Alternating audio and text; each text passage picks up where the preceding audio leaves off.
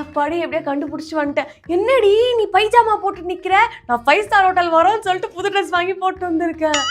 ஐயோ எவ்வளோ பெரிய ரூமு, எங்க வீடு அளவுக்கு ஃபுல்லா ரூம் கட்டி வச்சிருக்காங்க.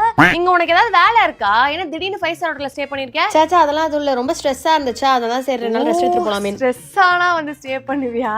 எனக்கு இவ்வளவு செலவானதா ஸ்ட்ரெஸ்ஸே வரும். எல்லாம் வர ஹை பவுன்ஸ் ஆகுற பெட்டு செம்ம சாஃப்ட்டா இருக்கு. ஹேண்ட் வாஷ் பண்றதுக்கு உனக்கு இவ்வளவு நேரம் ஆடி? அந்த வாஷ் பேஷன்ல இருக்க டேப் எப்படி ஓபன் பண்ணனும்னு தெரியல. நானே எல்லாமே பண்ணி அதுக்கப்புறம் கண்டுபிடிச்சு கை கழுத்து வரதுக்கு டைம் ஆயிடுச்சு.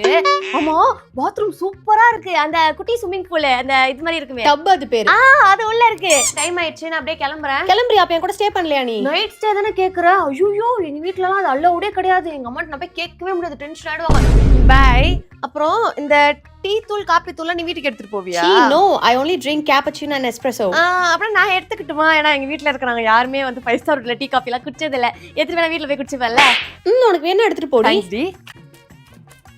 அப்புறம் அந்த பாத்ரூம்குள்ள இருக்க ஷாம்பு சீப்பு இதெல்லாம் கூட நீ யூஸ் பண்ண மாட்டல, உனக்கு செட் ஆகாது. Yeah, my skin is very sensitive. அப்ப அதையும் நான் எடுத்துக்கிறேன். இங்க இருந்தா வேஸ்ட் ஆயிடும்ல.